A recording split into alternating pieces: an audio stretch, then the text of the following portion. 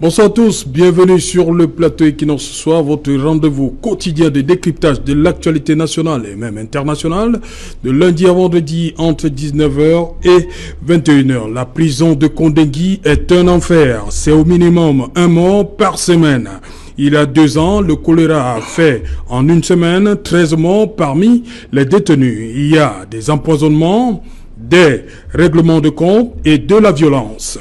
On trouve facilement la mort pour 25 francs seulement, raconte un pensionnaire de la prison centrale de Yaoundé. C'est ce qui amène Marie-Evelyne Petrus-Barry, directrice pour l'Afrique de l'Ouest et l'Afrique centrale, à Amnesty International a déclaré, je cite, « Les conditions carcérales sont extrêmement mauvaises à Kondengui, une prison surpeuplée où de nombreux prisonniers attendent d'être traduits devant un juge. » Fin de citation. Cette sortie intervient 24 heures seulement après la mutinerie de Kondengui. Et qu'il en soit, c'est 20h, la grande édition d'information en français, suivie quelques instants après du débrief. Tout de suite, madame, monsieur, c'est le fait du jour.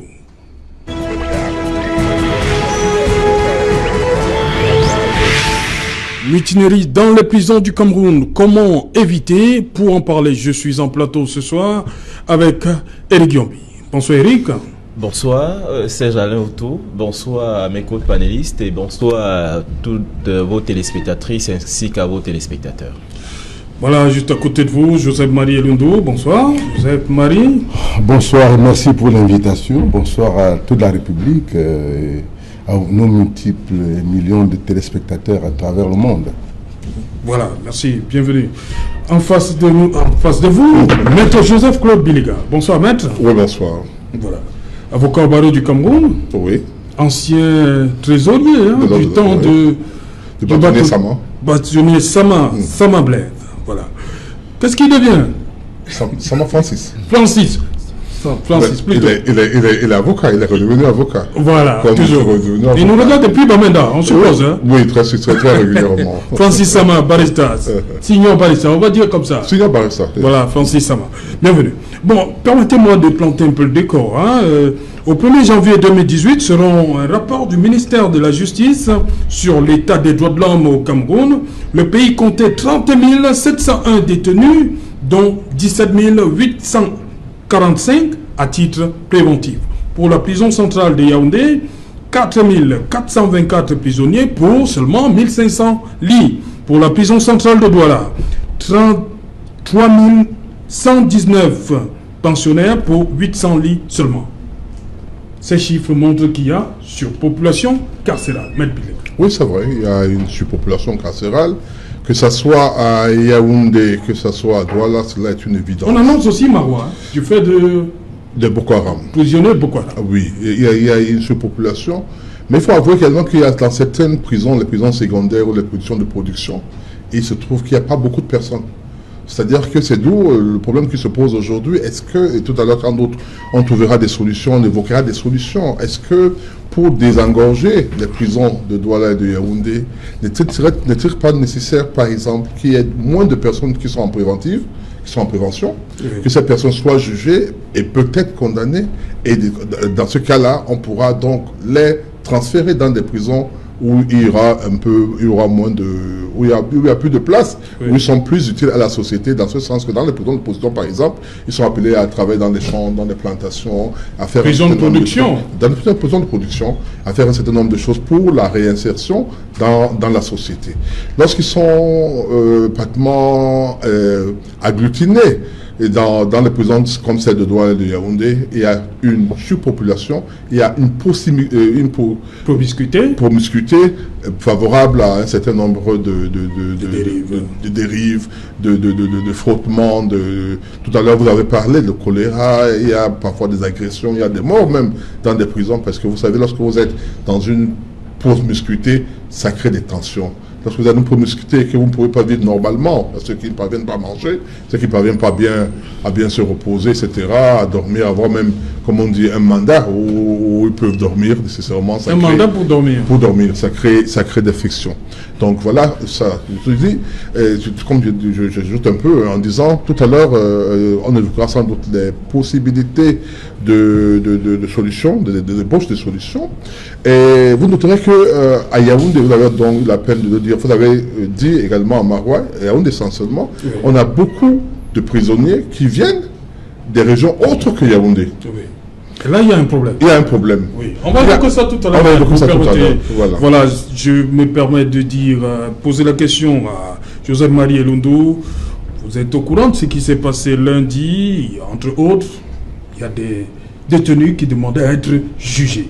Faut-il faire du grabuge pour que l'on soit entendu, pour que l'on soit jugé? Par rapport à ce qui s'est passé lundi à Yaoundé. Je voudrais d'abord renouveler toutes mes salutations à nos populations auxquelles nous nous adressons généralement et dire simplement que c'est une question extrêmement grave et qu'il faut aborder avec beaucoup de sérénité et de lucidité et vraiment sans langue de bois. Il y a un problème, les gens aiment parler de gouvernance, mais un problème de gouvernement. Un problème de gouvernement. Oui. La question de la surpopulation, je pense, carcérale au Cameroun, notamment à Koundengui, dont il est question aujourd'hui et qui a débouché sur cette implosion. Maître Biliga, de Mandira, de Matra, n'est pas une question récente. C'est une question qui est ancienne, qui a été posée par la presse, posée par les avocats, posée par les organisations de droits de l'homme, mais qui n'a jamais été véritablement prise en charge pour adresser effectivement des solutions. Et comme la plupart de nos problèmes, il se trouve que très souvent, nous ne prenons pas la peine de faire des évaluations.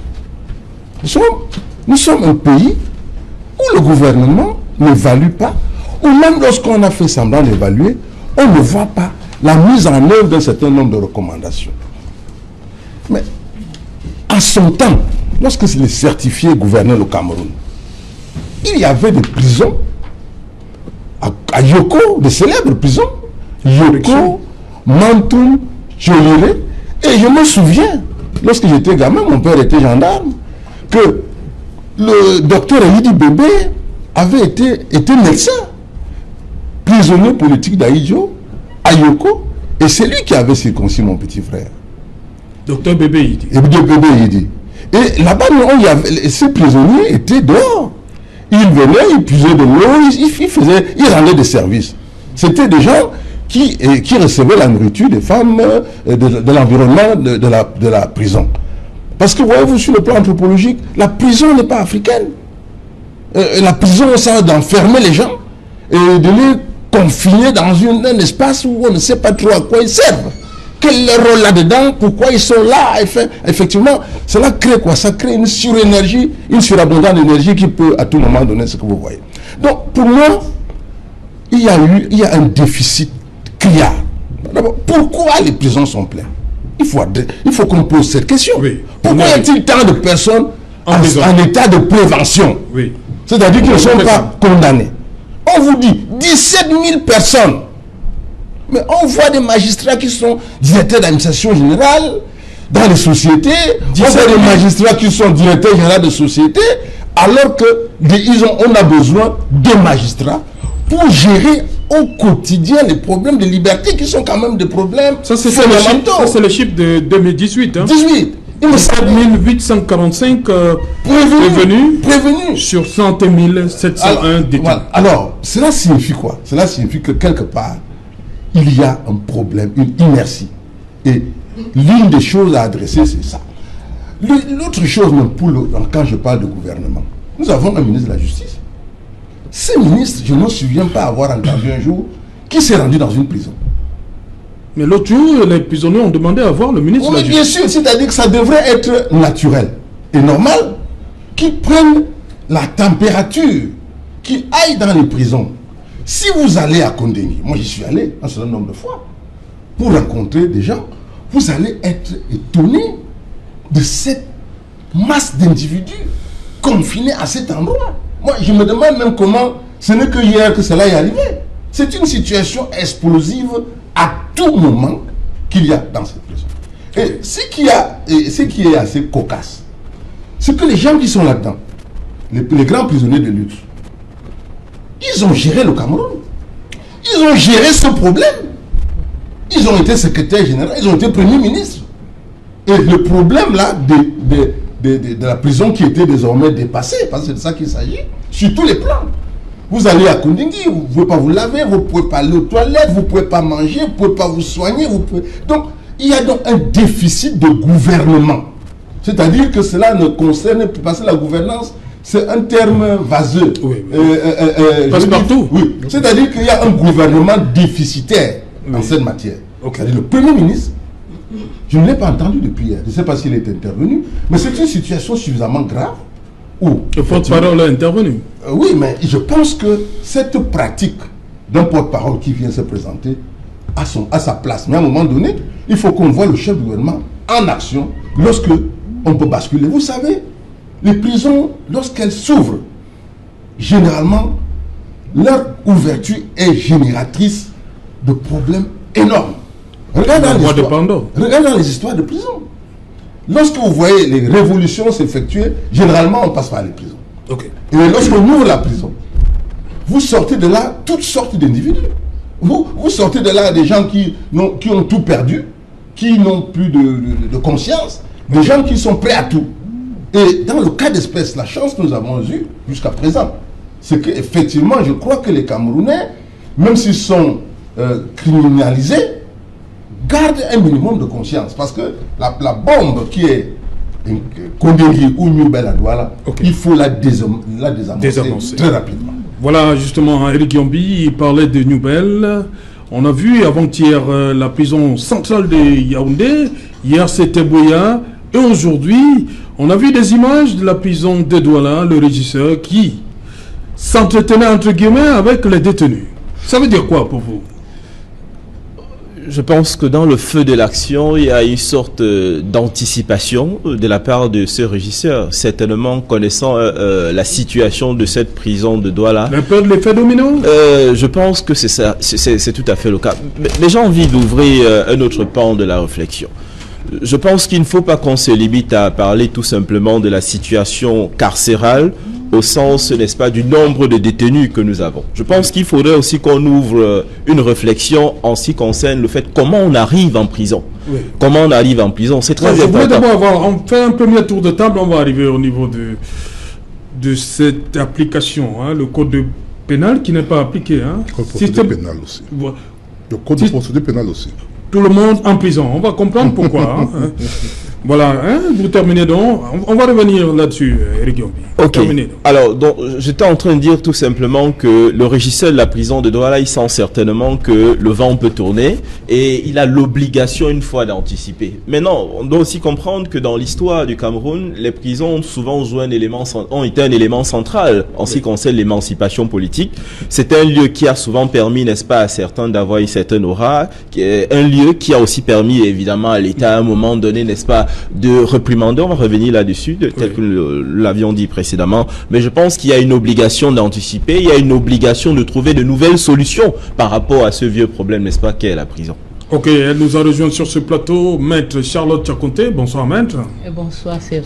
Voilà, bienvenue sur le plateau Equinox Soir. Merci pour votre première. Invité. Voilà.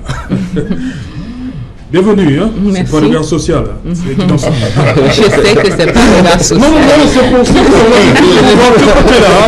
que ici, c'est Equinox Soir. Voilà, Maître Tchakonté, justement. On a regardé une vidéo de Mamadou Mota, le premier vice-président du MRC. Il semblait poser un autre problème, les conditions. On ne veut plus manger du haricot, tout ça. On a comme l'impression que les prisonniers n'ont pas de droits. Quels sont les droits des prisonniers? Rapidement. Penser que les prisonniers n'ont pas de droits, c'est une erreur. Oui. La vie des prisonniers est réglementée. Il y a des décrets qui ont été pris dans l'intérêt des prisonniers. Même le code de procédure pénale dont nous allons parler tout à l'heure préserve suffisamment les droits des détenus. Oui. Malheureusement, c'est la mise en œuvre qui fait problème. Et en ce qui concerne le décret relatif aux droits des détenus, tout le monde le connaît. En tout cas, nous qui travaillons en prison, nous savons que ça existe. Mais qu'est-ce qu'on en fait? Qu'est-ce qu'on en fait? Pour avoir travaillé en prison, à un moment, j'ai saisi le procureur général près de la cour d'appel. Prison de Newbel, ici à Douala. Newbel, oui. Mbanga, Edea. J'ai souvent fait le tour. J'ai même été jusqu'en Balmayo où j'ai sorti un malade mental. Et moi, je suis simplement surpris. Ce qui se passe à Yaoundé ne devait pas nous surprendre. Je connais les détenus qui m'ont dit il y a plus de 5 ans, maître, quand nous sortons, nous prenons tel. Je vais violer la femme de tel magistrat, moi je vais tuer l'enfant de tel. Ah bon? Si, je dis à moi. Parce que le malaise est indescriptible. Et c'est fort de ces conditions de détention que j'ai dit à monsieur le procureur général, j'ai l'impression que la prison est devenue un centre d'animalisation de l'homme. Parce que vous rentrez en prison étant un être humain, mais on vous traite là-dedans comme un animal. Il me souvient à la prison, je préfère ne pas citer la prison en question parce que les autorités peuvent avoir des problèmes, mais c'est dans le centre. Nous sommes arrivés là-bas pour exhorter, les aider. Il y a un qui est sorti et dit, maître, vous parlez de quoi? Que les droits de l'homme, regardez mes mains. Regardez mes mains. Mes mains, est-ce que je sais que j'ai volé? Je dois être sanctionné. Mais est-ce qu'on m'a envoyé en prison pour que je meure? Regardez la gale sur mes mains parce que je fais la vidange des toilettes avec mes mains. Et c'est pas seulement là-bas, même à Douala, et ça se fait régulièrement. Parce qu'il n'y a jamais de l'argent pour faire la vidange. Même quand d'autres personnes donnent, parfois on n'utilise pas à cette fin, même nous on a souvent donné. Je dois quand même préciser à cet effet que c'est en train d'évoluer. Mais je dis les conditions de détention sont terribles.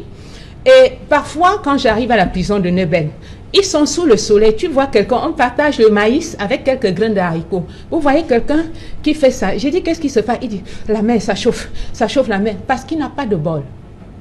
Il n'a pas de bol pour recevoir son aliment. Et comme ça chauffe, il est obligé de balancer. Il ne peut pas se permettre d'attendre que ça se refroidisse parce que les plus violents vont prendre et s'en aller. En 2009, sur un autre plateau, j'ai évoqué les difficultés de la prison. Parce que j'y arrive un jour pour travailler et quand je finis, je veux partir, un détenu vient vers moi et me dit, la mère, pardon, donne-moi 100 francs. Je lui dis, je n'ai plus rien. Effectivement, je n'en avais pas. Il me dit, supporter, hein, je parle comme lui. Il me dit, pardon, je veux chier. Je dis, quoi? Il dit, je veux chier. Je dis, alors? Il me dit, la mère, on paye. Je dis, il me dit qu'on paye. Et j'ai vérifié, j'ai appelé quelques éléments avec lesquels je travaillais. Effectivement, les toilettes étaient payées. J'ai causé avec ceux qui géraient les toilettes. Dans l'intérêt, le caissier final... C'est écrit comme on voit souvent, toilettes payantes sans francs. Non, c'est pas écrit. C'est pas écrit. Mais la vérité, c'est que lorsque je finis cette émission, c'était tellement sérieux que le journaliste va me demander, est-ce que tu vas retourner en prison? Je lui ai dit, personne ne peut m'empêcher d'entrer en prison. Alors, les toilettes sont payées. Et j'ai dû donner, je suis sortie, je suis allée dans mon véhicule, j'ai fouillé, je suis venue donner de l'argent à ce monsieur pour qu'il aille aux toilettes. Et pendant qu'il me demande 100 francs, il y a un autre à côté avec 2 bâtons. Son corps est couvert de gales. Les 2 mains ne peuvent plus suffire pour se gratter. C'est à l'aide du bâton qui se gratte parce que la gale l'a rongé. Que voulez-vous que je vous dise? Que j'ai trouvé des détenus hospitalisés et l'hospitalisation se fait sur quoi? Sur un banc. Il est couché sur le banc. Et je demande à l'infirmier, qu'est-ce qu'il fait là? Il me dit, maître, il est hospitalisé. Et on fait comment? Il dit, maître, il n'y a pas d'argent. Et qu'est-ce qu'on attend? Il me dit, on attend qu'il meure. Effectivement, le lendemain, quand je reviens avec les miettes que j'avais, il est mort. On est allé le garder à la mort. Parfois, même pour sortir un détenu malade, ce n'est pas évident. Les malades, c'est le Cameroun, est le seul pays, en tout cas, j'ai eu la grâce d'aller ailleurs, même jusqu'aux États-Unis, je n'ai pas vu de prison avec autant de malades mentaux qu'au Cameroun. J'en ai sorti un de la prison de Newbel, après 4 ans. 4 ans sous silence, il n'a jamais comparu. Le gars n'a eu que le temps de devenir fou en prison. Il s'appelle Takamto, ça peut être vérifié. Ok. Vous comprenez? Oui. Donc, ce qui se passe là à Yaoundé n'est rien. Okay. Et c'est à juste titre que monsieur le régisseur de la prison centrale de Douala peut s'entretenir avec avec ces détenus. J'apprécie les efforts qu'il fait parce qu'il y a une nette amélioration, mais c'est pas surprenant et le pire est arrivé. Pour chuter, il me souvient qu'en 2009, lorsque on organise une émission sur la prison, le ministre de l'époque, c'était M. Amadou Ali. À la fin de notre émission, il a fait une communication informant la communauté nationale sur la détermination de l'État à construire dans 2 ans une prison à Yassa. Nous sommes en 2019. Je ne sais même pas s'il y a un terre réservé pour la nouvelle prison de Douala. Ça ne va pas. Et le pire est à venir. Voilà, on commence par la surpopulation, les causes. Sur les causes de la surpopulation, Maître Bliga, on évoque toujours cette tendance à toujours appliquer l'ancien code d'instruction criminelle, envoyer systématiquement tout le monde en prison. Ok, je dois d'abord dire une chose, rassurer ma consoeur, qu'il y a une prison qui est en train d'être construite à Douala, au lieu dit Ngoma, à PK17.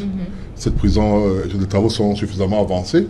Nous espérons seulement que... Le pourcentage je ne peux pas le dire, je le dirai demain, puisque demain je suis au comité de suivi de budget d'investissement public pour le littoral, dont je pourrais avoir... Je suis membre du BIP, donc je peux avoir l'information réellement à la source. Alors maintenant, ce que je voudrais dire, c'est que la surpopulation, il faut mettre 2 étapes. Monsieur Dodo l'a si bien dit, il y a une première étape avant les troubles que nous utilisons aujourd'hui. Cette surpopulation a eu pour but, entre autres, le fait qu'il n'y a peut-être pas suffisamment de magistrats, ou bien il y en a suffisamment, mais ils ne font pas peut-être leur travail. Troisième chose, c'est que ceux qui font le travail n'essayent pas, ont un réflexe que nous avons toujours eu à relever et à condamner, c'est celui de faire des mandats de dépôt d'une manière automatique. Or, le principe qu'il a évoqué dans le code de procédure pénale est que le principe, c'est la liberté et la prison étant l'exception. Et pour que cela soit mis en pratique, on a permis aux personnes, on a limité les cas où les personnes peuvent être mises en détention. Et il faut savoir, il peut s'agir d'un crime ou d'un délit flagrant. Mais même dans les crimes, il y a des personnes qui sont poursuivies, même pas dans le cadre des délits publics, qui sont en liberté jusqu'au moment où on les condamne. On en a vu ici.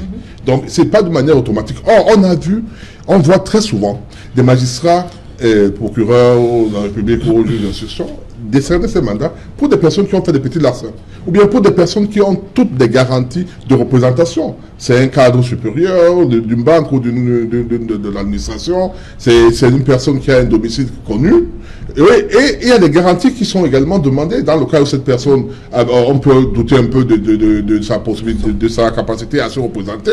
Il y a des personnes, des garants, c'est-à-dire des personnes qui s'engagent en disant, moi je ferai venir ce monsieur le jour où l'affaire aura lieu. Il y a également les cautions, c'est-à-dire les cautionnements, c'est-à-dire de l'argent qu'on peut verser.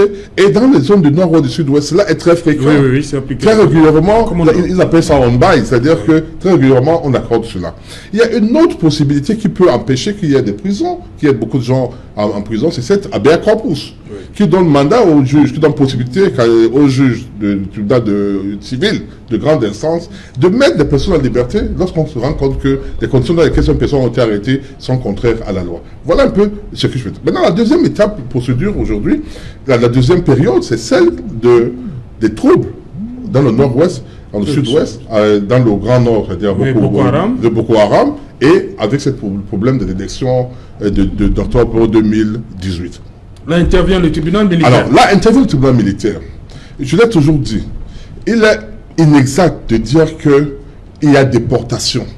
Lorsqu'on prend quelqu'un qui vient de Boya pour le faire juger par le tribunal militaire à Yaoundé. Mais la loi le permet. Permettez, M. Biliga, mais il y a un tribunal militaire aussi dans ces... Je suis en train d'expliquer. Le code de justice militaire donne compétence au tribunal de Yaoundé de juger tout le monde.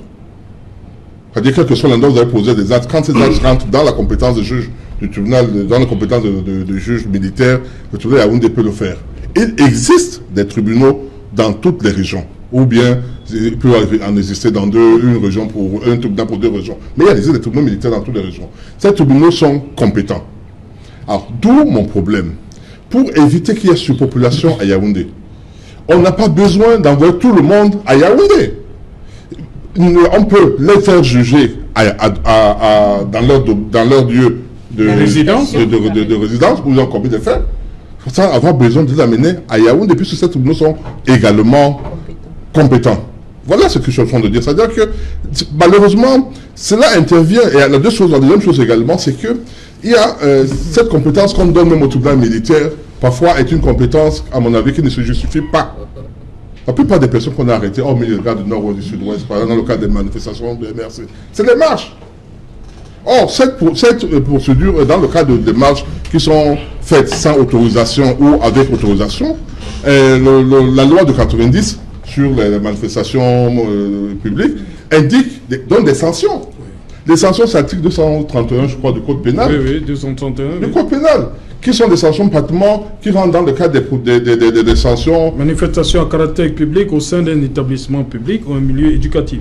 Est puni d'un emprisonnement de 10 jours à 4 mois et d'une amende de 25 000 à 250 000 ou l'une de ces deux peines, celui qui organise une manifestation à caractère politique au sein d'un établissement public, ainsi que dans un établissement scolaire ou universitaire. Je crois que c'est peut-être ça. Mais donc, il y a donc une possibilité de ne pas mettre les gens, c'est-à-dire de ne pas qualifier d'une infraction pénalement justiciable, je veux dire, devant de juges militaires, si, par exemple, on considère que c'est une simple marche et qu'elle était interdite et qu'on a violé la loi, et si on applique la loi telle qu'elle indique, on est en matière correctionnelle. Et dans cette matière-là, on peut juger la personne. On n'aura pas besoin d'aller devant le tribunal de Yaoundé, puisque le tribunal de Yaoundé ne peut pas être compétent pour une matière qui a été faite, pour un délit ou qui a été causé ou bien un crime dans une juridiction, donc, tant qu'il n'y a pas un lien de rattachement avec Yaoundé, etc. Donc voilà un peu. Lorsqu'on maintenant on généralise tout, on considère que toutes les infractions, la marche, je ne sais même pas quoi, même les propos sont considérés comme étant des rébellions, des subversions, et rentrent dans le cadre du code de l'infraction contre le terrorisme qui ressortissent de la compétence des juges militaires. Nécessairement, on va arrêter des gens pour les mettre à Yaoundé, et la prison de Yaoundé sont surpeuplées. Les juges de Yaoundé les juges militaires sont surbookés, ils ont énormément de travail, alors que les autres auraient pu faire ce travail. Voilà un peu l'une des solutions, à mon sens, c'est-à-dire qu'on cesse de criminaliser tous les actes qui sont posés dans le cadre des manifestations, par exemple, oui, qu'on les laisse dans leur domaine tel que les lois les prévoient, c'est-à-dire des manifestations publiques qui sont interdites et qui sont sanctionnées par des peines simples. C'est d'autant plus que dans l'application de la loi, il y a aujourd'hui les peines alternatives, oui, avec le nouveau code pénal, qui permettent que même si on vous condamne dans une peine, si vous avez des peines qui sont de moins de 2 ans, vous pouvez aller faire des travaux d'intérêt général. Mais on dit qu'il manque le décret d'application. Qu'est-ce qui empêche qu'on mette le décret d'application? Si l'objectif est de décongestionner les prisons, oui, et que c'est le décret d'application qui empêche la mise en pratique du code pénal dans ce qui concerne les peines alternatives, pourquoi ne pas anticiper, le faire vite pour pouvoir libérer les prisons? Peut-être on va y revenir, mais voilà un peu ce que je voudrais dire. Je terminerai quand même en disant ceci, et j'aime personnellement le dire également, parlant des tribunaux militaires de Yaoundé. Ce n'est pas la première fois qu'ils sont compétents. Regardez l'histoire de Ndogmo. Il avait été arrêté. Monseigneur Ndogmo, il avait été arrêté, peut-être en Konsamba, ou bien le camarade Émile, comme on l'appelle, ils ont été, les Takala Célestins, ils ont été, les Wambo courant, ils ont été arrêtés à Douala et autres, ils sont partis être jugés à Yaoundé.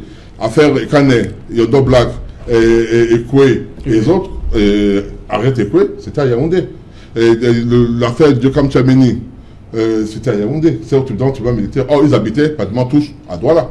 Vous comprenez? Donc, pour dire que cette histoire de la communauté tribunal militaire ne date pas aujourd'hui, mais ça ne justifie pas que chaque fois que quelqu'un pose un acte, même lorsqu'il n'est pas un acte vraiment grave, qui doit pouvoir aller devant le tribunal militaire, qu'on envoie cette personne devant le tribunal militaire, qui dit tribunal militaire, dit la prison de Kondengi, et qui dit prison de Kondengi, il dit engorgement, surpopulation. Surpopulation carcérale, Joseph-Marie Elundou, beaucoup pensent que depuis 37 ans, il n'y a pas eu véritablement une prison qui est sortie de terre.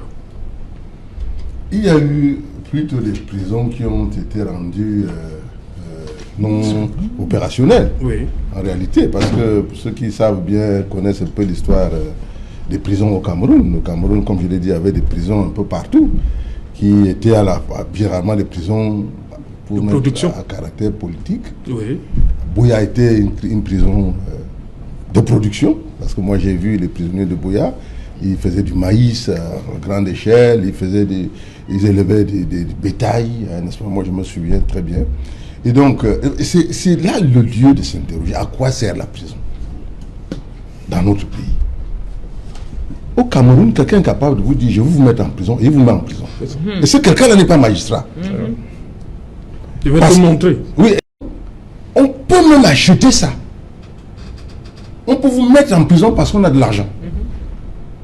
Vous verrez donc que vous allez dans des commissariats ou des histoires du quartier, tel a pris 10 000 francs et n'a pas remboursé, et tout ça. Vous retrouvez tous ces bons hommes-là, tous ces petits-enfants.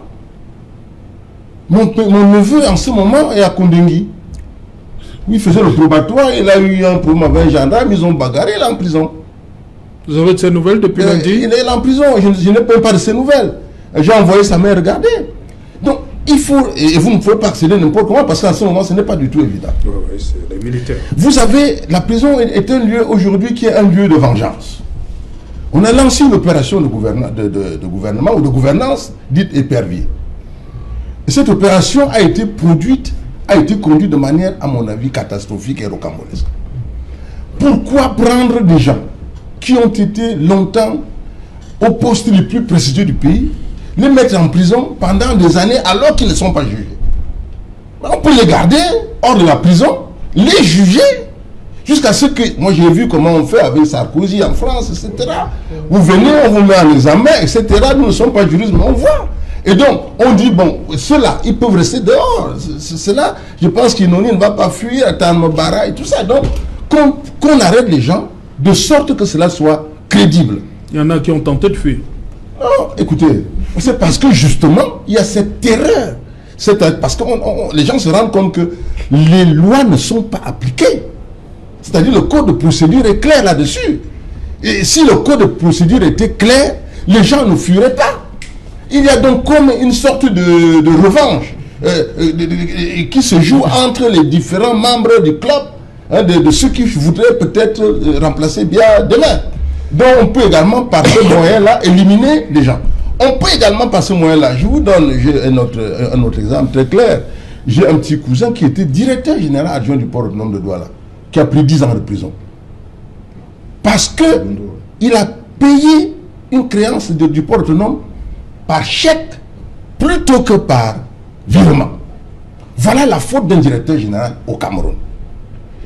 Et malgré le fait qu'à l'époque, Itundo Rono avait écrit que nous ne leur reprochons rien à nos anciens collaborateurs, ils ont payé et bien payé la créance. La lettre existe, mais ce gars a pris 10 ans de prison. Vous avez comme ça des cas tout simplement kafkaïens, où effectivement vous retrouvez des gens en prison qui ne savent d'ailleurs pas pourquoi ils sont là. Et je pense qu'il est important aujourd'hui qu'un audit de prison soit conduit par des juristes indépendants pour qu'on comprenne les raisons pour lesquelles les gens sont si nombreux. Qu'est-ce que vous nous dites? Que les Camerounais sont tous des bandits, des voleurs, les jeunes Camerounais. Mais tous ces bras qu'on garde dans ces prisons-là, ces énergies cumulées, parce qu'un enfant a chapardé. Hein, et vous avez vu ce que ça donne? Ça donne que vous produisez plutôt des mauvais garçons. Qu'est-ce qu'ils trouvent là-bas? Ils trouvent le tramway. Ils trouvent le chanvre indien. Ils font des rencontres du point de vue sexuel qui sont ne sont pas du tout recommandées. Et vous voyez un jeune homme qui va en prison parfois pour des raisons complètement farfelues, mais qui se retrouve dans cette difficulté. Lorsqu'il sort, il ne sait même plus, il est complètement perdu, complètement désorienté. Moi, je crois que nous avons des gouvernants qui ne sont pas conscients des enjeux du développement au Cameroun. Parce qu'il faut insérer la prison dans un process global pour que la prison ait un sens. Elle a pour but soit de récupérer les biens que les gens ont spoliés, soit de corriger les comportements des citoyens. En son temps, lorsqu'on mettait quelqu'un en prison dans nos villages, c'était une quarantaine. Oui. On vous mettait en quarantaine, oui. Le nombre de jours était bien défini, et ce n'était pas 1 an, 2 ans, 3 ans, parce que c'était très très dur. C'est très difficile, cher ami, de comprendre que vous avez des responsables à qui on donne 25 ans de prison, sous prétexte qu'ils auraient voler quelques sous. Moi, je pense qu'il faut interroger le système gouvernant. Quel est le système qui permet qu'un individu, à lui tout seul, accède à des fonds aussi importants? C'est-à-dire qu'il faut plutôt aller, au lieu de jouer les bourreaux, parce qu'en fin de compte, oui. Qu'est-ce que c'est devenu? L'opération Épervier aujourd'hui a été tournée en dérision. Et dans le cas de la prison, vous avez les détails de ce qui s'est passé. Pendant que, déjà, j'ai vu quand Mota haranguait les foules. Et ça se passait dans les réseaux sociaux. Tout le monde voyait venir. Donc, cette prison n'a même pas un monitoring. C'est-à-dire que personne, en termes de stratégie et d'observation, n'a plus la peine d'observer que dans cette prison, il y a des condamnés à mort. Il y a des détenus, des enfants, des petits voleurs à la tire. Il y a des innocents. Le principe il y a des séparation catégorielle. Oui. Il y a des gars qu'on a arrêtés et qui sont énervés parce que politiquement, ils ne se sentent pas coupables. Oui. Et il y a donc alors, dans un tel cocktail Molotov, okay, vous créez quoi? Vous créez une bombe qui va exploser. Et c'est précisément cela que les certifiés avaient compris. Je pense que les prisonniers doivent être catégorisés. Oui. D'abord, le process ne doit pas être un mandat d'arrêt automatique. Il faut qu'on soit convaincu qu'on doit arrêter un Camerounais pour le mettre en prison, quelle que soit sa classe sociale. Voilà. Premièrement.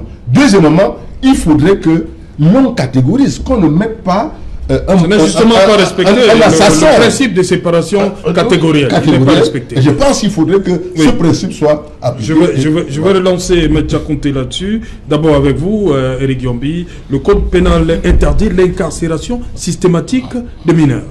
On a encore en souvenance de ces 2 jeunes dont l'affaire a été portée une fois de plus par David Eboutou, qui ont passé quelques semaines du côté de Kondengui parce qu'ils auraient détourné un peu de CFA à leur patron, en tout cas. Oui, je ne vais pas revenir sur cet exemple. Je crois que nous l'avons vu abondamment sur votre télévision. On constate évidemment à travers tout ce qui est dit ici et ce que nous voyons que, évidemment, la prison au Cameroun déshumanise, dégrade l'homme. Mais je pense qu'il faut qu'on soit d'accord sur un aspect. Si on parle de la prison aujourd'hui, évidemment, il s'agit évidemment d'un milieu de l'État. Il faut qu'on parte d'un principe ou d'un constat qui est clair. On a construit l'État au Cameroun sur la base de la violence. Et il ne faut pas être surpris aujourd'hui de savoir que cette violence telle qu'elle a existé avec l'État existe au sein des prisons.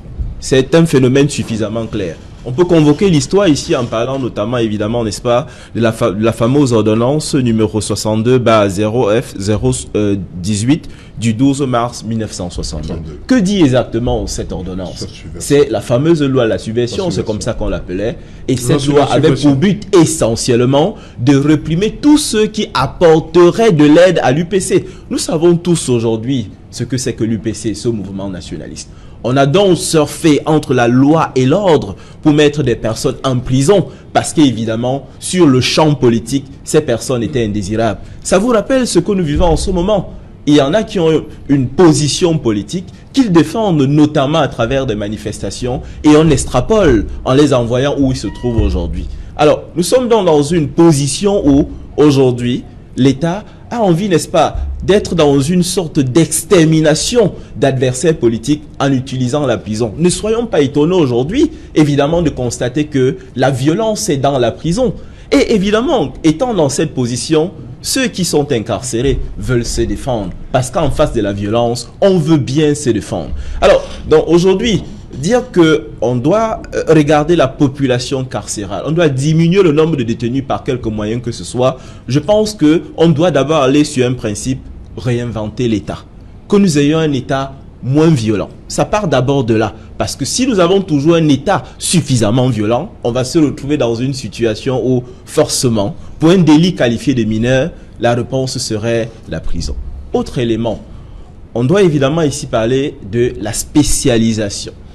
on a constaté avec les détenus de Boko Haram qu'ils étaient, n'est-ce pas, incarcérés, mis en commun comme les autres. Oui. Je convoque ici évidemment ce qui se passe à Maroua. Je vais vous donner, n'est-ce pas, quelques statistiques. Au 25 mai 2016, on avait 792 détenus sur une population carcérale de 1552 détenus à la prison de Maroua. Alors, qu'est-ce que, évidemment, on fait dans cette prison pour isoler, entre guillemets, ces détenus de Boko Haram dont nous savons qu'ils sont tous dangereux? On leur interdisait tout simplement de fonctionner par petits groupes. Soyons sérieux. Est-ce possible? Des personnes aussi dangereuses, que font-ils dans une prison avec notamment les détenus de droit commun? Je convoque encore ici évidemment cette violence dont nous parlons. La prison déshumanise l'homme. Moi je pense qu'il faut changer de paradigme. C'est certainement cet état, cet autre Cameroun possible, cet autre imaginaire que nous attendons. Possiblement, ce serait sur cette base que nous ayons une autre prison. Parce que convoquer ici, évidemment, les nouvelles résolutions, des nouvelles choses sur la prison de demain, ce serait d'abord réinventer l'État parce que partant d'une perception qui serait différente. Voilà, Maître Tchakounte, justement, pour revenir sur le principe de la séparation catégorielle, sexe, âge, casier judiciaire, condamné, détenu, il paraît qu'on ne respecte pas trop ça. À ma connaissance, non. À ma connaissance, non. Je sais qu'il y a une amélioration à la prison centrale de Douala, mais il y a quelque temps, ce n'était pas le cas. Et il y avait... Et qu'est-ce qu'ils faisaient? Je sais qu'il y a une prison pour les mineurs. Les mineurs, oui. Mais parfois, vous retrouvez les mineurs jetés au milieu des majeurs et on vous dit non, il est récidiviste. Donc, quand quelqu'un revient pour la deuxième fois, on ne peut plus le mettre chez les mineurs. Et quelque temps après, il devient tout de suite majeur. Il devient majeur, livré aux majeurs, pouvant leur servir d'objet sexuel. Et c'est comme ça que j'ai trouvé certains violés et puis balancés dans la cour. Personne même pour en prendre soin, les traîner à l'infirmerie. Donc, il y a la cellule des femmes qui est quand même respectée. Et chez les hommes, c'est du n'importe quoi. Il y a la cellule des troisième âge. Vous parlez des femmes, mais les femmes, il y a aussi. Chez les femmes, il y a les mineurs, il y a les majeurs. Non, chez les femmes, il n'y a pas de distinction. Pourquoi on mélange les majeurs et les mineurs chez les femmes? C'est tout simplement camerounais. Ah, ok. On continue. C'est purement camerounais. Et chez les majeurs, on trouve la prison, les cellules, ils appellent ça troisième âge. Et la cellule la plus intéressante à Douala, c'est la cellule 18, qui est celle des détourneurs, des grands, en d'autres termes. Les VIP. Oui, les VIP. Donc, c'est un problème sérieux. Et ce qui m'a souvent choqué, en ce qui concerne les mineurs, c'est les condamnations excessives et pour moi, pas toujours fondées.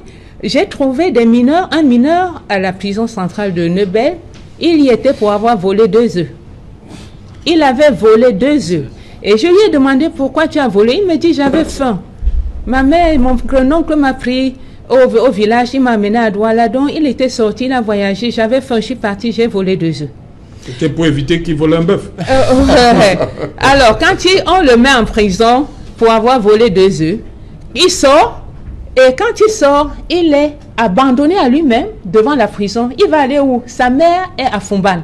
Qu'est-ce qu'il fait? Il se dirige au marché central. Il a faim. Il va voler un doigt de plantain. Il va voler 1 litre d'huile. On le reprend. Et maximum 2 semaines après, il revient à la prison. À la même prison, j'ai également trouvé un autre mineur qui avait été condamné et on avait ordonné son refoulement. Le refoulement veut dire qu'on le conduit vers ses parents qui sont en dehors de Douala. Est-ce que cette mesure a été respectée? Non. Le gars est resté en prison pendant 6 mois. Il purge sa peine. Tout ce que les autorités de la prison peuvent faire, parce qu'ils ne peuvent pas faire autrement, c'est signer ces documents et puis le jeter dehors. Il va où, chez qui? Alors, parfois, je me demande à quoi servent nos services sociaux. Mais la réalité, c'est que les services sociaux font avec les moyens qu'ils ont. C'est l'un des départements les plus démunis, au budget le plus chétif sur le plan national, alors qu'ils sont appelés à faire des choses terribles. Donc, nous parlons des détenus. Il y a en dehors de ceux qui n'ont pas encore été jugés, ceux qui ont été jugés, mais qui ne peuvent pas sortir de prison parce que leurs décisions ne sont pas arrivées en prison. J'en ai connu à la prison. Les décisions se trouvent à quel niveau? Les décisions se trouvent au tribunal, dans les juridictions où ils ont été condamnés. Alors, quand les tribunaux se prononcent les condamnations, les greffiers ont l'obligation d'établir l'ordre et d'envoyer en prison. Malheureusement, parfois, ils oublient, parfois il faut venir marchander. J'ai trouvé des détenus à la prison de Nebel, ils avaient purgé leur peine depuis au moins 2 ans. J'ai la liste, j'ai les dossiers chez moi.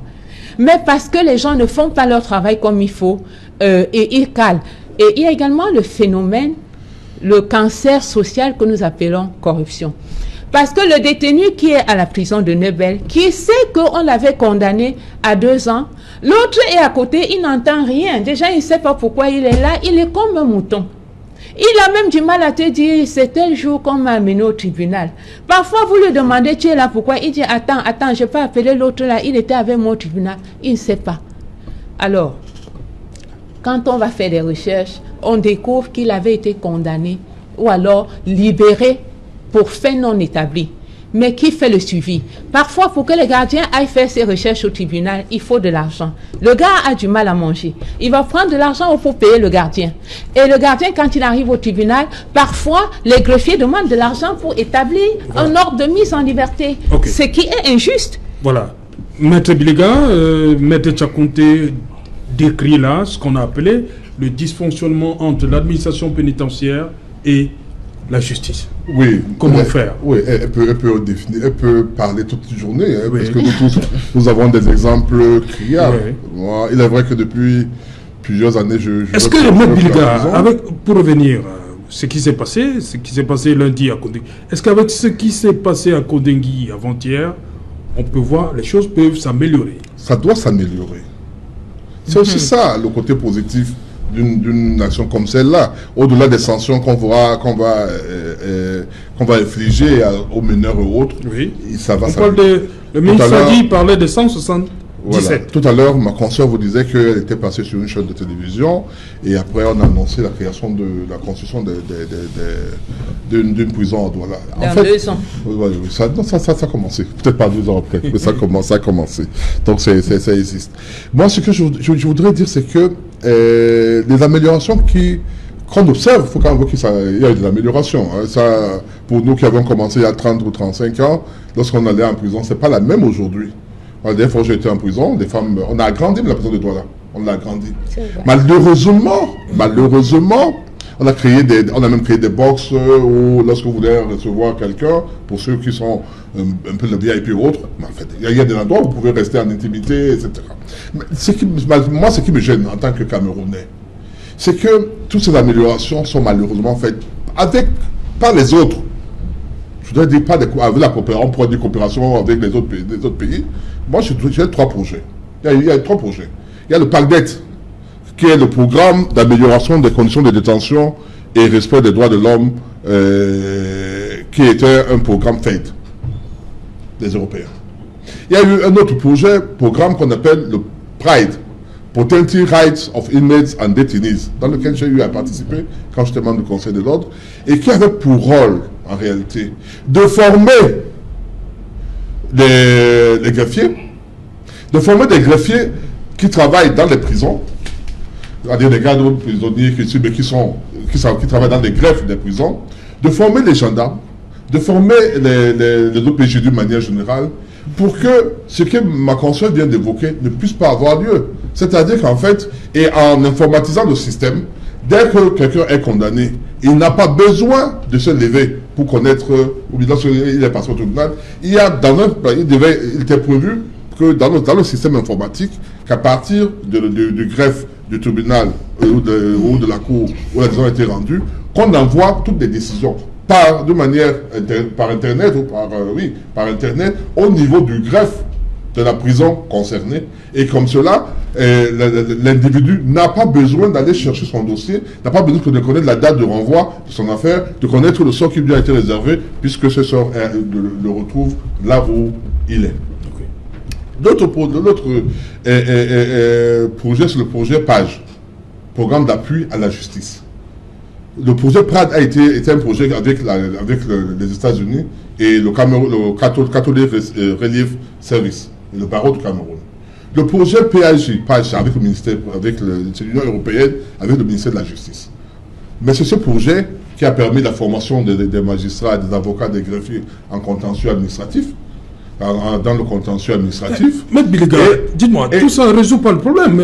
Mamadou Mota dit qu'il faut que manger du riz tous les jours. Ils sont toujours nombreux. Je suis en train de dire que... Tous ces projets-là, est-ce que le prisonnier, le détenu, le ressent? Ces projets, oui, certains détenus le ressentent. Certains, où? Quelle raison? Je voulais dire non. J'ai dit par exemple, pour le projet Pactet, qui est avec les constructions des bâtiments au niveau de la prison, avec l'octroi des véhicules dans lesquels vous voyez les prisonniers pour transporter. Oui, c'est pas pour le parquet, oui. C'est dans ce cadre de ce projet. Il y a d'autres choses, je veux dire, il y a quand même cette amélioration. Elles ne sont pas du tout suffisantes. Ils sont entièrement d'accord.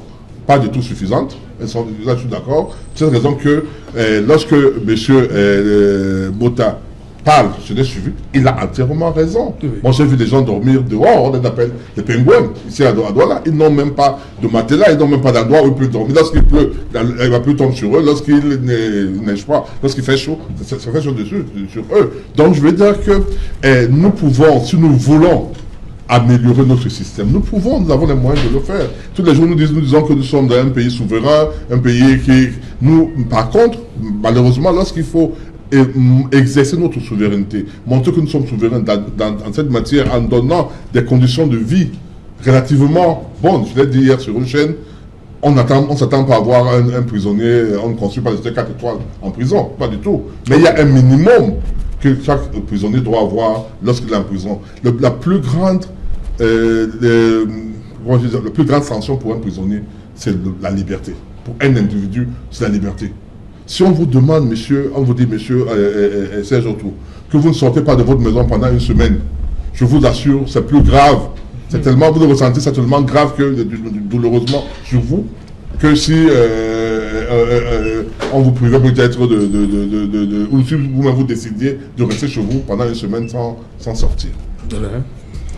Je voudrais dire ici qu'évidemment, il n'est pas question que la prison soit un lieu agréable, au risque que les gens ne veuillent y aller pour aller un peu y demeurer.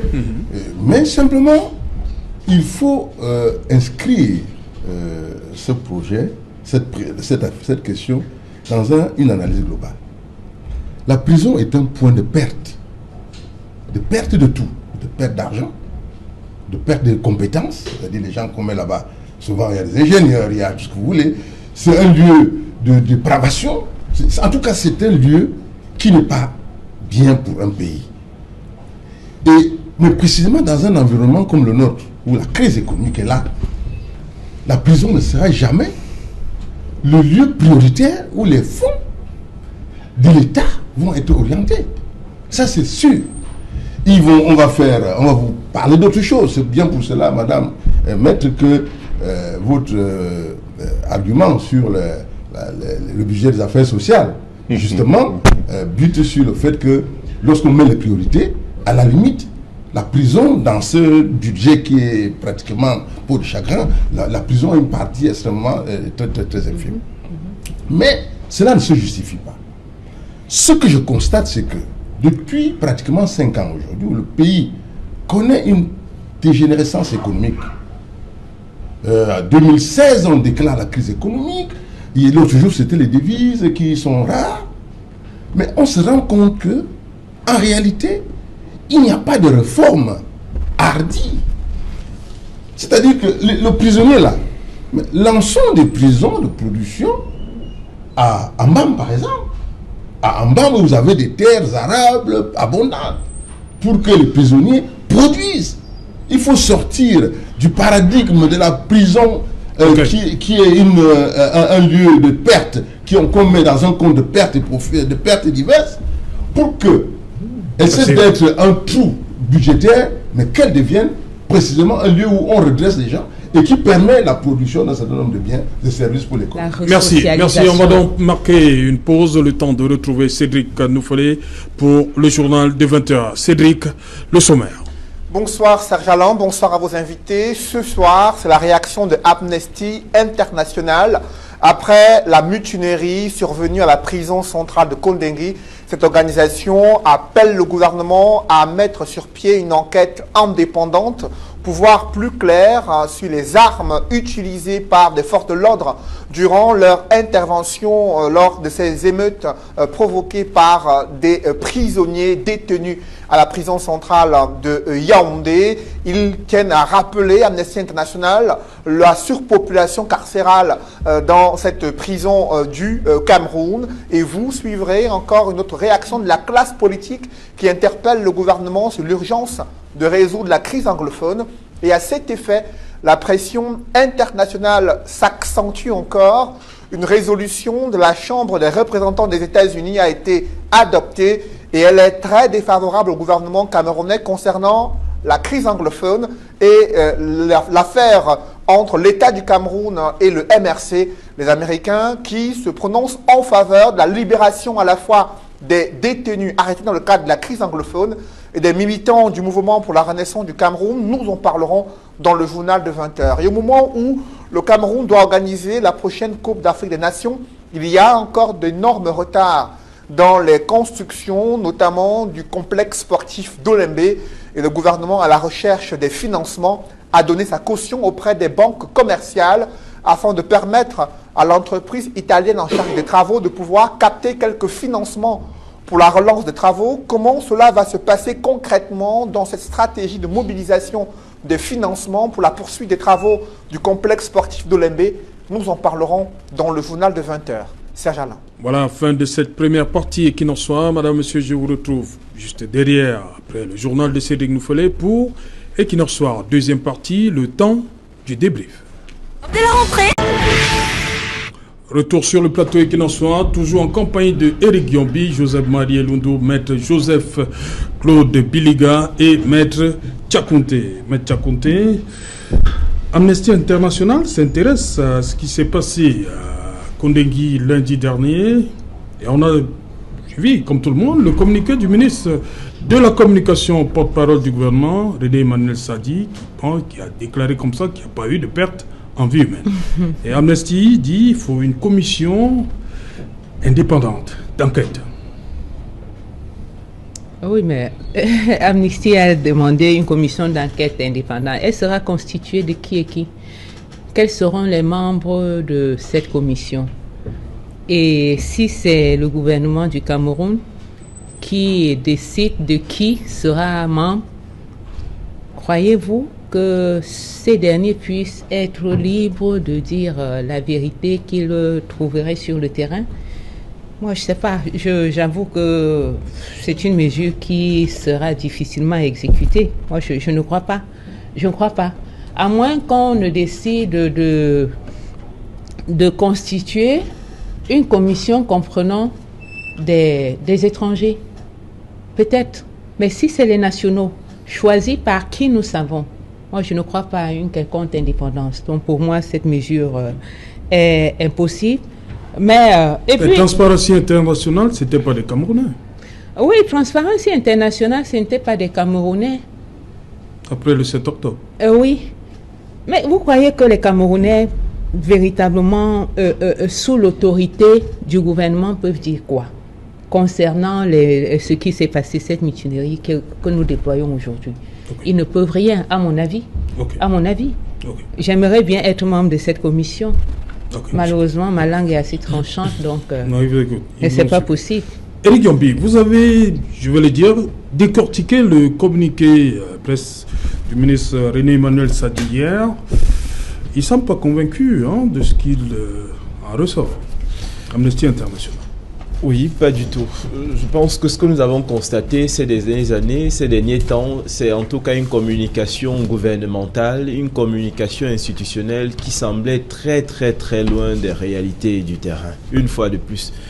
Mais permettez aussi que je réagisse par rapport à ce qui a été dit avant que nous prenions, n'est-ce pas, le journal ou maître... Non, on va revenir. Tout à fait. On fait d'abord le débrief. Tout à fait. Voilà, Alors, on va revenir sur... on n'a pas vidé le contentieux Si- entre guillemets des prisons. Hein. Tout à Voilà, fait. allez-y. Donc, moi, je pense qu'il y a plusieurs éléments qu'il faut prendre en compte. Certainement, il faut mettre en place une commission indépendante, mais elle Oui. produira exactement quoi? Je pense que les autres Mais tu as compté commissions- à des appréhensions au niveau des membres.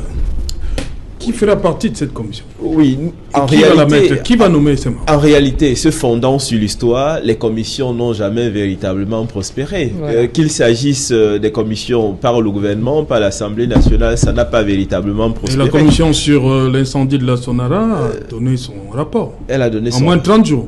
en moins de 30 jours. Tout à fait. Alors, exceptionnellement, parce que la question était mise sur la place publique et ça engageait un certain nombre d'enjeux financiers et même stratégiques. Mais je pense que concernant la question de la mutinerie des Kondengui, je crois que nous ne sommes pas dans le même cas de figure. Nous Ok. sommes dans un cas de figure totalement différent de ce qui est à la Sonara. Joseph Marie Lundos, cette commission réclamée comme ça, on va le dire, par Amnesty International pour faire la lumière sur l'utilisation des armes à feu à Kondengui lundi. Vous savez, bon, personnellement, Amnesty intéresse, est très souvent intéressé par le Cameroun. Ça, très souvent. Mais pour moi, ce n'est pas. Nous ne sommes pas face à une situation suffisamment. Qui est d'abord une situation réelle de gens enfermés Oui. qui se sont révoltés et qui avaient en face d'eux Exprimer leur ras-le-bol. le ras-le-bol et qui avaient en face d'eux des corps et qui sont chargés de les réprimer. C'est-à-dire, de toute façon, on était dans une confrontation. Et figurez-vous quand même qu'on parle là quand même des milliers de personnes dans cette... N'oubliez pas, nous sommes dans une réalité, ce n'est pas une fiction. C'est des dizaines de milliers de personnes face à quelques... peut-être, je ne sais pas si c'était 500, je ne sais pas le nombre de personnes qui devaient les contenir. Donc pour moi, vraiment, Amnesty est à côté du sujet. Ce qu'il faut observer dans la crise, dans cette affaire, c'est que les anglophones, enfin, nos compatriotes d'expression anglaise, je préfère dire ça, Oui. qui sont à Kondengui, ont posé des problèmes précis. Ils ont été rejoints par le MRC, qui s'associe d'une certaine manière à la question anglophone. Vous avez vu, même ces revendications associent forcément à la question anglophone, même si cela me paraît un peu incongru, parce que ce n'est pas la même chose. Mais vous avez également vu que Bouya a pris le relais avec les mêmes Revendications. le même profil de personnes. Donc nous sommes là dans une action cohérente qu'il ne faut pas confondre avec des simples mutineries. Il y a là une révolution, il y a des gens qui appartiennent à un mouvement, le mouvement anglophone, le mouvement qui demande probablement la séparation ou qui demande le fédéralisme. Maintenant, on ne sait plus entre le fédéralisme et la sécession qui est d'ailleurs qui là-dedans. Je crois que c'est l'un des problèmes du Cameroun aujourd'hui. C'est-à-dire que le signal qui vient de la prison est bien identifié. Les grands bandits ont profité de ce mouvement d'humeur pour attaquer les zones riches parce qu'ils espéraient aller prendre de l'argent là-bas ou bien des objets de valeur. Mais le cœur du problème, c'est les anglophones. Et on a eu le relais à Bouya. Le signal est clair. On appelle le gouvernement aujourd'hui. Et même si je suis souvent pas d'accord avec les ingérences, je pense qu'il y a une urgence. C'est la question anglophone qui a dérivé en une guerre dans les deux régions du pays. Une guerre réelle où des milliers de Camerounais sont morts et où on n'arrive pas à comprendre pourquoi cette sorte d'inertie et de léthargie autour de cette question. Je pense qu'il faut prendre la question anglophone au sérieux parce que les signaux qui viennent de ces prisons sont des signaux extrêmement forts. Les gens sont enfermés. Et vous voyez que ce gouvernement, je ne sais pas si c'est le gouvernement ou enfin peut-être Maître Biliga pourra faire le distinguo, vous voyez des choses comme celles qui arrivent à Yuktabe. Tout ça, ça n'a pas de sens. Si vous ne pouvez pas conduire ce projet, moi j'ai proposé l'amnistie. Une amnistie pour un apaisement général. Une amnistie pour conduire vers effectivement un dialogue entre citoyens. Parce que j'ai l'impression que précisément les gens veulent non pas les moyens de leurs ambitions. Cette crise ne peut pas durer, ne peut plus durer. Nous vivons des choses extraordinaires au Cameroun. C'est-à-dire que les gens autour de Kondengui l'autre jour n'ont pas dormi. À Yaoundé, très peu de personnes ont fermé l'œil. Parce que quand les gens s'imaginent peut-être que les portes de la prison seront ouvertes et que ces milliers de personnes vont être déversées dans la capitale, mais vous vous imaginez un peu le chaos que cela peut représenter. Et je pense que c'est quelque chose de suffisamment sérieux pour que le gouvernement continue à observer ça comme si c'était un jeu d'enfant. Okay. Donc moi je dis, en tant qu'acteur de la société civile, préoccupé par les questions des analyses objectives, minimalement. C'est-à-dire, je souhaite ne pas être partisan de quoi que ce soit. J'observe la situation et je dis, l'heure est grave. Les signaux sont suffisamment avancés. Jusque dans les prisons, vous avez arrêté des gens. Ils sont en prison. En prison, ils sont même prêts à aller jusqu'au suicide. C'est des formes de kamikazes qui sont en train de se mettre en mouvement. Je pense qu'il faut prendre cette affaire au sérieux et lancer véritablement des actions et des opérations pour aller vers l'apaisement et un dialogue réellement entre les citoyens de notre pays. Maître Biliga, Amnesty International, qui veut que la vérité soit faite sur l'intervention des forces de l'ordre à Kondengui lundi. Oui, nous tous voulons avoir la vérité. Mais moi, je pense que Amnesty International soit vraiment dans son rôle. Je pense qu'il doit un peu essayer d'éviter d'embraser la situation, de faire dégénérer la situation. Nous avons aujourd'hui la chance d'avoir les médias, les réseaux sociaux qui nous relatent minute by minute ce qui se passe. Je crois que s'il y avait eu des morts à Kondengui, nous aurions été au courant. Je pense qu'il n'y a même pas de doute par rapport à ça, dans sa première chose. Donc, le ministre a fait un communiqué, je n'ai pas suivi un contre-communiqué venant de qui que ce soit. Donc, je veux dire qu'on peut estimer à tort, on peut estimer que ce communiqué dit au moins cette fois-ci la vérité. Moi, je pense, ou bien n'est pas très loin de la vérité. La deuxième chose que je voudrais dire, c'est qu'il ne faut pas qu'on pense un seul instant qu'il ne fallait pas rétablir la sécurité et la paix au niveau de la prison. C'est le rôle de l'État de le faire. Et il y a deux tests sur lesquels je m'appuie. Le premier test, c'est l'ensemble de règles minima pour le traitement des détenus, qui a été adopté par le premier congrès des Nations Unies sur la prévention, pour la prévention du crime et le traitement des délinquants, tenu à Genève en 1955, et un autre est approuvé par le Conseil économique et social dans la résolution du 31 juillet 1957 et 13 mai 1977. Le deuxième test, c'est le décret numéro 92/052 du 27 mars 1992 portant régime pénitentiaire au Cameroun. Donc c'est encadré. Et lorsque vous disiez, je vous dis seulement une seule disposition, l'ordre et la discipline doivent être maintenus avec fermeté. C'est écrit noir sur blanc.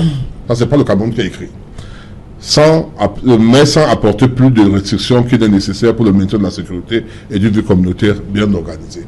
Ça veut dire que la sécurité à l'intérieur de la prison est sous la responsabilité du régisseur qui peut faire appel à l'armée pour pouvoir maintenir l'ordre. C'est ce qui s'est passé. Voilà ce qui s'est passé. Quartier général. Voilà, moi je pense que c'est passé. Du quartier général. Et moi je dis, pour nous qui suivons l'actualité, il y a beaucoup de mutineries dans certaines prisons.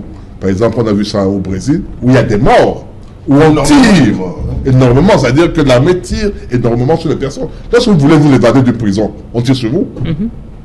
On vous tire sur vous, quelles que soient les circonstances. Dès qu'on vous voit au niveau du toit, on vous fait une sommation, on tire sur vous. C'est la prison. Il faut qu'on comprenne que la prison, comme j'ai dit, c'est pas un hôtel, c'est pas un endroit, c'est un endroit vraiment dangereux entre guillemets. L'autre chose que je voudrais dire, et là je suis monsieur Edoundo sur l'apaisement. Effectivement, il est grand temps vraiment qu'on arrive à l'apaisement. Et comment?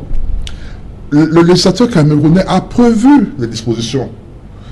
Tout à l'heure, on a évoqué un certain nombre de choses. Par exemple, on a dit par exemple qu'au lieu d'aller criminaliser tous les actes que les gens posent en voulant marcher, on peut les laisser à dans leur classification légale, qui est des actes de délits, et les envoyer devant les tribunaux ordinaires, ou les envoyer systématiquement devant le tribunal militaire. La deuxième chose qu'on peut, l'autre chose également, c'est que la loi permet aux autorités, à la présidence, au président de la République, au ministre, lorsqu'il s'agit des affaires devant les juridictions ordinaires, de pouvoir arrêter les procédures, quelle que soit la phase des poursuites.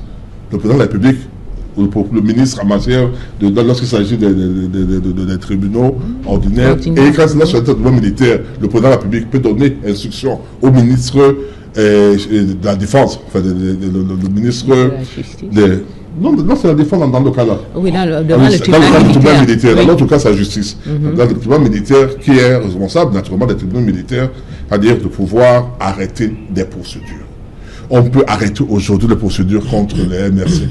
On peut arrêter les procédures aujourd'hui contre Ayoub Tabé sans que le pays ne meure ou ne tombe. Au contraire, je pense que cela pourra être un effet pour que le Cameroun se relance, parce que nous sommes en train d'aller d'une manière progressive vers l'abîme. Et l'alerte des prisons de Yaoundé et de Buea, elle est suffisante pour nous faire comprendre que peut-être demain Douala peut s'embraser. Le régisseur a utilisé le principe de précaution en essayant de discuter avec ses prisonniers, mais jusqu'à quand? Donc je dis, la loi permet au président d'apaiser la situation. Nous souhaiterons que cela soit fait. Oui, Eric Yambé, vous voulez aller-y donc, dire un mot? Premièrement, je pense qu'avant le journal, il y a Maître qui a soulevé quelque chose. Il disait notamment qu'en citant les divers projets, n'est-ce pas, qui concernent la prison de Douala en l'occurrence, je cite, les choses doivent s'améliorer. Je pense qu'il faut qu'on soit tout à fait clair. Nous sommes dans une situation où l'État a connaissance de ces divers problèmes. Ça fait tellement longtemps.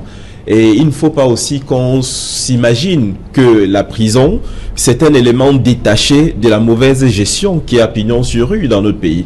Alors, au-delà des prisons, on peut bien parler ici des marchés. On voyait tout à l'heure, n'est-ce pas, les différents chantiers de la Cannes. Et on pourrait se poser la question simple. Qu'est-ce qui marche au Cameroun? Et on va répondre honnêtement en disant que pas grand-chose. Donc ne nous attendons pas à ce que spécialement, spectaculairement, que venant de je ne sais où, que les choses marchent nettement mieux. C'est une situation qui est vieille et elle est longue. Nous savons de quelle année à peu près date la prison, n'est-ce pas, de Douala. Elle a plus de 50 ans. Et c'est une honte pour notre pays que d'accueillir, n'est-ce pas, les personnes dans cet état. Nous tous, nous avons déjà été à la prison de Douala. Autre élément aussi concerne ce qui s'est passé en Kondengui. Lorsque nous sommes dans une arène politique où de plus en plus les partis politiques ne peuvent plus totalement s'exprimer, lorsque nous sommes dans une situation où nous avons, n'est-ce pas, des prisonniers qui ne peuvent pas être jugés comme ça se doit parce qu'il y a des blocages artificiels. On vous dit un jour, vous ne pouvez pas, n'est-ce pas, voir à votre côté. On dit à la défense, vous ne pouvez pas vous rencontrer vos clients. Mais à un moment donné, c'est logiquement que ça provoque des frustrations. Aujourd'hui, la prison reste pour ceux-là l'endroit où ils peuvent organiser la confrontation politique. Cette confrontation politique n'existe pas de manière normale, standardiste, régulière sur le champ, dans la discussion, dans le consensus. Évidemment, forcément, la prison est un lieu où ils doivent s'exprimer. Personnellement, je ne suis même pas surpris que cela se soit passé à Buea. Mais ce qui est certain, c'est qu'ils ne vont pas baisser les bras. Ils vont continuer, n'est-ce pas, à revendiquer ce qui pour eux est de droit. Et on espère, on souhaite forcément que l'État et le gouvernement prennent des dispositions pour acheter la paix sociale. Au-delà de ce qui se passe en Kondengui, en réalité, c'est une atmosphère délétère qui existe pour le Cameroun tout entier. Mais on peut se poser d'autres questions. Où est le chef de l'État dans tout ça? On aimerait entendre la principale voix du pays pour qu'il dise quelque chose par rapport à cette situation. Donc Kondengui n'est qu'un élément. Et on ne souhaite pas que ce soit la goutte d'eau qui déborde le vase. On ne souhaite pas, mais il faut au moins qu'il s'exprime. Il faut au moins que le gouvernement prenne d'autres mesures, pas des mesurettes, parce qu'on a l'impression à l'horizon, on ne voit pas grand-chose, malheureusement. M. Tchakonté, la directrice Afrique de l'Ouest et central de Amnesty International pense que tant que les mesures, les solutions ne seront pas prises, on s'achemine véritablement vers de nouvelles violences. Je crois que c'est à juste titre qu'elle le dit. Et comme plusieurs de nos panélistes l'ont dit, les faits sont là. Et qu'est-ce qu'on doit faire dans l'urgence? Moi, je crois que la médiation pourrait être la solution. Et la médiation suppose un minimum de vérité. Parce qu'on ne peut pas se mettre à faire de la médiation sur la base du mensonge. Ça ne tiendra pas. Et surtout que les Camerounais sont fatigués des contre-vérités. C'est ça qui entretient notre vie. Je suis dans les violences au niveau des prisons. Moi, je reste au niveau des prisons. Oui. Parce que tout à l'heure, vous m'avez demandé ce qu'on peut faire relativement à la commission d'enquête indépendante qu'Amnesty demande de mettre sur pied. La meilleure commission, la plus indiquée sur le plan national, c'est la Commission nationale des droits de l'homme. Mais c'est une commission qui existe, mais qui n'a pas la liberté d'agir. C'est une commission qui aurait pu apporter une amélioration sur les conditions de détention, non seulement dans les prisons, mais également dans nos cellules. Parce que jusque là, nous ne parlons que des prisons. Dans les commissariats et gendarmeries, il y a des cellules. Et les gens ne sont pas mieux traités là-bas que dans les prisons. Ces cellules n'ont pas de toilettes pour la plupart. Alors, cette commission, malheureusement, ne peut pas descendre en prison quand elle veut. Elle doit absolument passer par le procureur de la République qui a le temps d'informer monsieur le régisseur de ce que la commission va passer. Et ça fait que dans la plupart des prisons, on prend des dispositions. Moi, je me suis retrouvée dans l'une des prisons lorsque cette commission descendait et sous mes yeux, on a caché certains détenus dont les cas étaient pathétiques. Les cheveux de l'un d'entre eux sautaient. Il y avait une femme également qui a été cachée parce qu'il ne fallait pas que les autorités qui effectuent la visite trouvent ce cas-là. Ils sont malades, ils sont mourants, on ne les amène pas à l'hôpital. Alors, quand on me parle de commission, moi je crois qu'il y a beaucoup d'autres choses à faire. Et dans les suggestions tout à l'heure, je vais vous dire, parce que ce qui est en train de se passer constitue, dans une large mesure, la torture. Tout à l'heure, nous avons parlé du cas de Tabé qui n'a pas pu aller au tribunal. On dit qu'il est indisponible. Qui l'a déclaré indisponible? Parce qu'on précise que ce sont ses avocats qui sont allés lui dire qu'on a renvoyé parce que lui on l'a décrété indisponible. Est-ce que c'est normal? Moi, je continue de croire que le Cameroun, ayant signé la convention contre la torture, il y a une autre disposition légale, notamment le protocole facultatif à la Convention des Nations Unies sur les droits de l'homme, qui devrait être ratifié par le Cameroun. Parce que l'élément essentiel de ce protocole consisterait pour les membres à faire des visites inopinées dans les lieux de privation de liberté. Ça veut dire dans les cellules des commissariats, dans les cellules des gendarmeries, même dans les cellules de nos chefs traditionnels, parce que les gens se sont donné tellement de liberté qu'il y a certaines chefferies dans notre pays, qui ont leurs cellules. Heureusement, au cours de certains travaux, beaucoup se sont repentis et ont rapidement fermé ces prisons. Donc, si c'était possible que certaines autorités descendent de manière inopinée, d'abord pour voir l'état des cellules, les choses changeraient.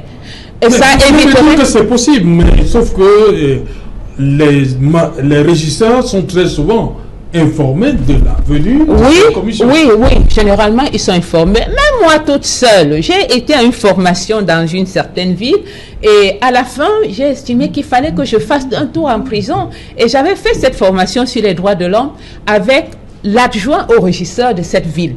Alors, il m'a permis de venir, il m'a dit, viens, tu vas visiter la prison. C'est avec plaisir que je m'y suis rendue et y étant, il m'a dit, maître, attendez, je vais appeler le régisseur.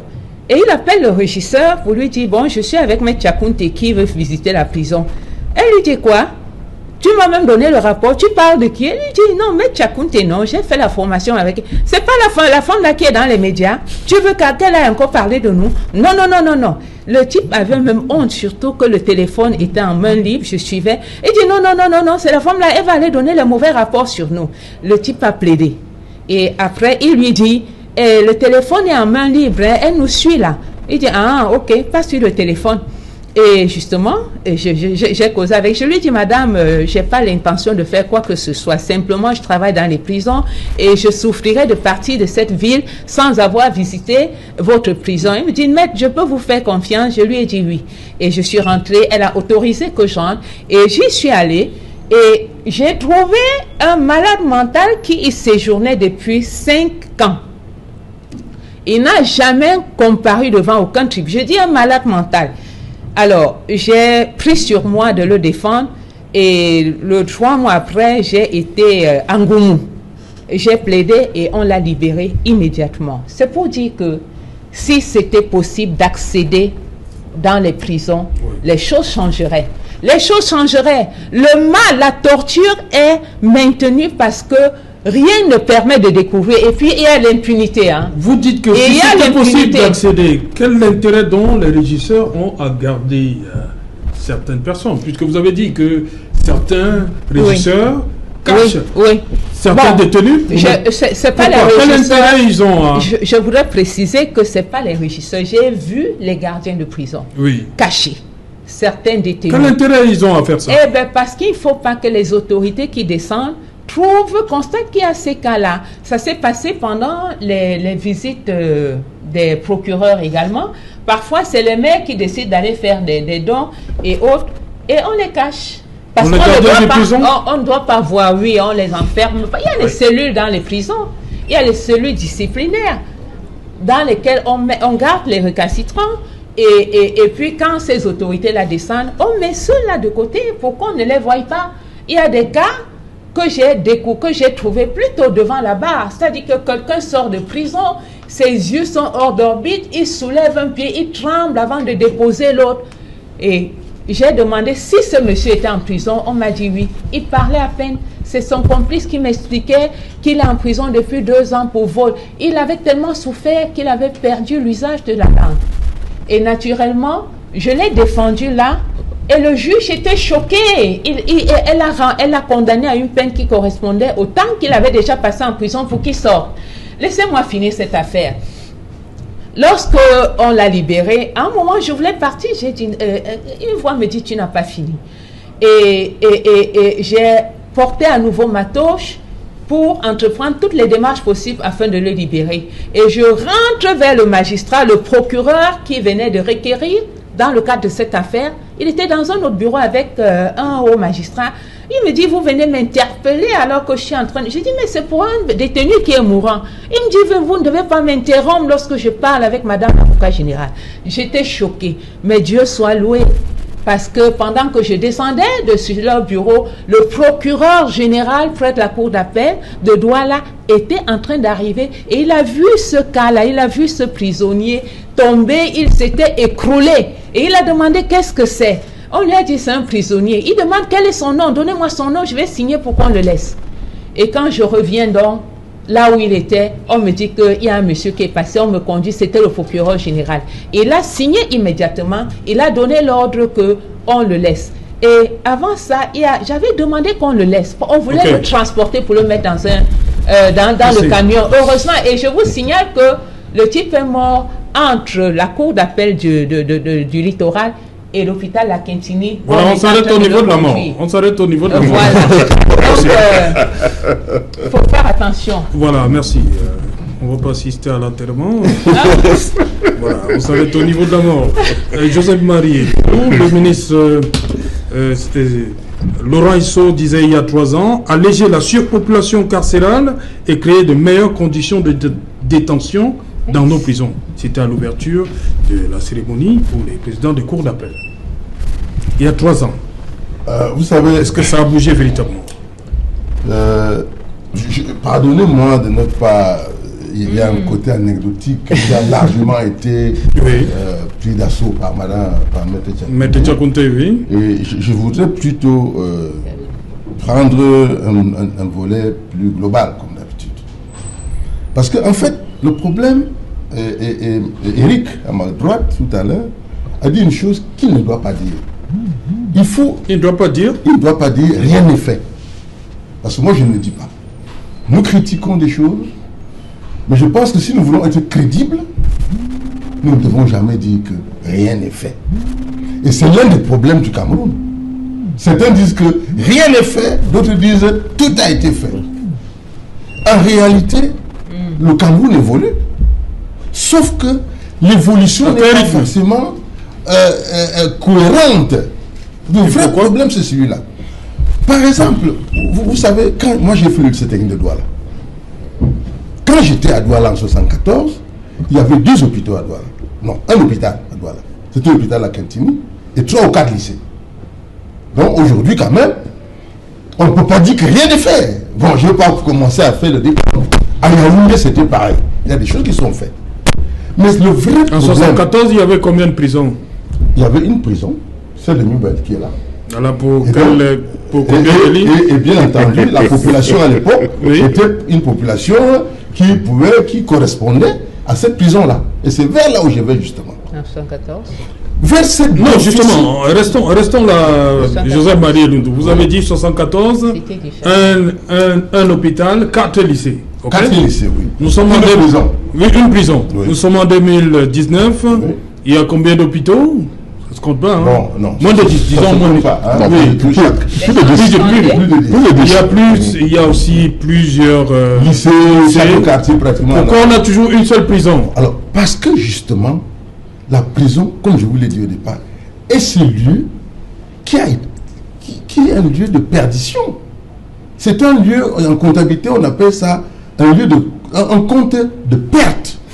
Et donc, le système n'a pas pris en compte la prison pour lui donner, pour qu'elle soit dans la mouvance générale de l'évolution et des populations, et même des systèmes de gestion carcérale carcéraux dans le monde. Donc, vous comprenez que la démarche aujourd'hui, celle que nous nous convoquons, et qui nous paraît satisfaisante, qui peut satisfaire le maximum de personnes, c'est que nous devons admettre que le système gouvernant a atteint ses limites.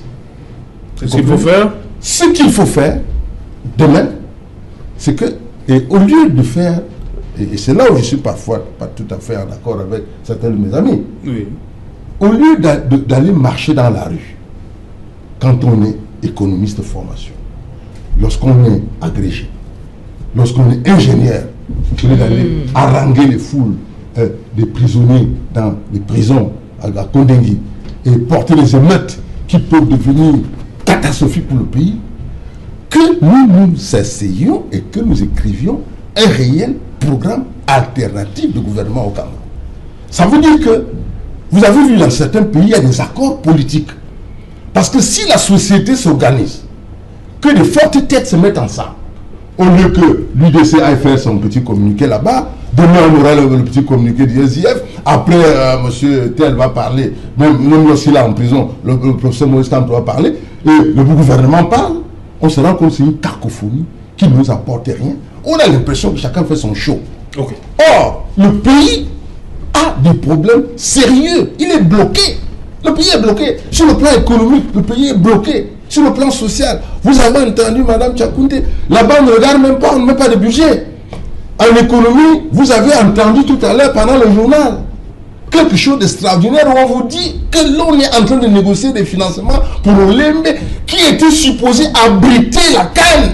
Okay. Dire cela, cher ami, est une catastrophe pour l'intelligence. Je pense qu'il est important aujourd'hui de dire que le système a atteint ses limites. Nous devons nous asseoir et écrire un modèle alternatif sur le plan institutionnel, politique, économique, social et culturel. Merci Eric Gombi. Quelques secondes, on sort. Je constate tout simplement qu'en ce moment, dans la situation Cameroun, on a du mal à avoir un consensus politique. Et dans tous les pays du monde, on doit se projeter et on doit toujours se rappeler, à contrario de ce que vous avez précisé, l'évolution est une chose cohérente. Okay. À partir du moment où il n'y a pas de cohérence, ce n'est pas une évolution. Maître Biliga, 30 secondes pour sortir. Non, ce que moi je dois dire, c'est que j'ai espoir. Je crois que s'il n'y a pas d'espoir, on ne vivrait pas. J'ai espoir que ça va aller. nous interpellons notre président de la République. Je pense que c'est notre chef qui comprenne que le peuple pleure et que le peuple souhaite qu'il y ait un dialogue. Okay. Qui dit dialogue, dit pardon, dit nouveau départ. Okay. Je crois à ce nouveau départ. Mais tu as compté quelques secondes? Oui, quelques secondes, vraiment. Hein? Oui. Pour ma part, il y a lieu de revoir premièrement le système judiciaire dans sa globalité, c'est-à-dire de l'enquête préliminaire à la police ou à la gendarmerie jusqu'à l'exécution des peines rendues par les juridictions. Okay. On devrait pouvoir limiter même les magistrats dans le temps, dans un certain temps, pour pouvoir rendre les décisions. Ok, merci.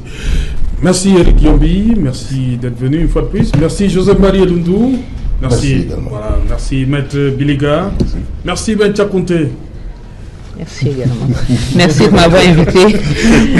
Ok, madame, monsieur, on arrive au terme de cette édition. La dernière, ce sera demain à 19h. Toute l'équipe conduite par Innocent Abega vous donne rendez-vous une fois de plus à partir de 19h. Bonsoir, Lolo Dorf.